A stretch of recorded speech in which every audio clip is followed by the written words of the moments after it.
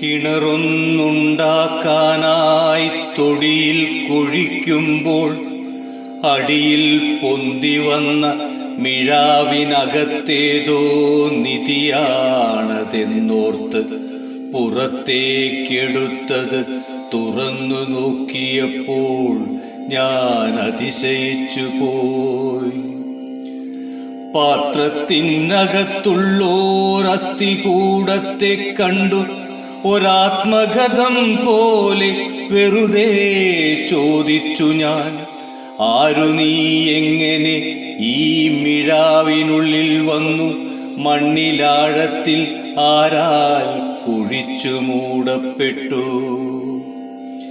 എന്റെ ചോദ്യങ്ങൾക്കായിട്ടുത്തരം തരാനായി മിഴാവിനടപ്പിനെ പതുക്കെ തുറന്നുകൊണ്ടൊരിളം തെന്നലായി നിഴൽ പോൽ മന്ദമന്ദം ചെവിയിലോട്ടു വന്നു പറഞ്ഞു തുടങ്ങിനാൻ.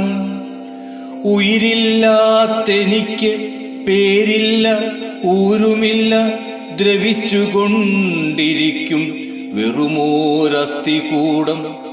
എന്നെയും എന്നെ അടച്ചിട്ട ഈ കലത്തെയും നന്നങ്ങാടിയെന്ന് മാലോകർ വിളിക്കുന്നു. വൃദ്ധയായപ്പോഴെന്നെ ആർക്കുമേ വേണ്ടാതായി, പല്ലുകൾ കൊഴിഞ്ഞുപോയി, ചെവിയും കേൾക്കാതായി, കണ്ണുകൾ കാണാതായി, മുടിയും കൊഴിഞ്ഞുപോയി, ചുക്കിച്ചുളിഞ്ഞു തൂങ്ങി, തൊലി തന്നിറം മങ്ങി, വളർച്ച മുരടിച്ചു ചെറുതായി ചെറുതായി, ഇരിപ്പായി വീട്ടുമുക്കിൽ ആരാലും ഗൗനിക്കാതെ. കുട്ടികളങ്ങിങ്ങായി കളിച്ചു നടക്കുമ്പോൾ ചവിട്ടാതിരിക്കാനായി തൂണിലോ ചുമരിലോ ഉത്തരത്തിൻ്റെ മേലോ ഉയരങ്ങളിൽ കേറ്റിയിരുത്തും എല്ലായ്പ്പോഴും ഒരു മൺപ്രതിമ പോൽ. ഉണ്ണുവാൻ നേരമായാൽ വിശപ്പില്ലെന്നാകിലും എടുത്തു ചാടും താഴെ ഉരുളച്ചോറിനായി. നിരങ്ങി നിരങ്ങിക്കൊണ്ടുണ്ണാനിരിക്കുന്നോർതൻ കിണ്ണത്തിനടുത്തെത്തി കൈനീട്ടിയിരക്കുന്നു. നിലത്ത് നിരങ്ങുമ്പോൾ നടക്കും ജനങ്ങളുടെ കാലടിക്കീഴിൽപ്പെട്ട് അമർന്നു ചതഞ്ഞേക്കാം.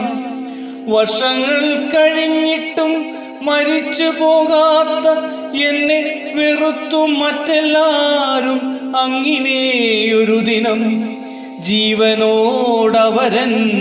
ഭരണിക്കകത്താക്കി പറമ്പിൽ കൊണ്ടുപോയി കുഴിച്ചു മൂടിയിട്ടു. മിഴാവിനുള്ളിൽ മിഴിയടച്ചു കിടന്നു ഞാൻ, മരണത്തെയും കാത്ത് കുറച്ചു ദിവസങ്ങൾ. പതിയെ പതിയെ ഹൃദയമിടിപ്പും പോയി, ശ്വാസവും നിലച്ചു പോയി, ജീവനും വിട്ടുപോയി.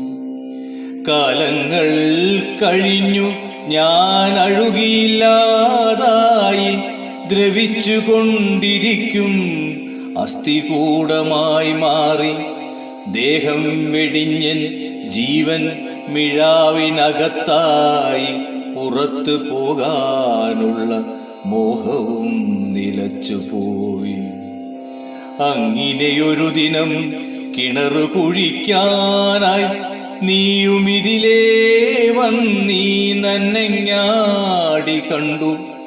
നിധിയാണെന്ന് തോന്നി മിഴാവു തുറന്നുകൊണ്ടെന്നെയും മോചിപ്പിച്ചു, നന്ദിയുണ്ടതിലേറെ.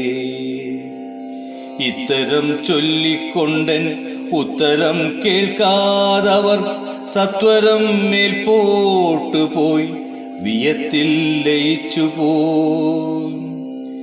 ഇത്തരം ചൊല്ലിക്കൊണ്ടൻ ഉത്തരം കേൾക്കാതവർ സത്വരം മേൽപോട്ടു പോയി വിയത്തിൽ ലയിച്ചു പോയി.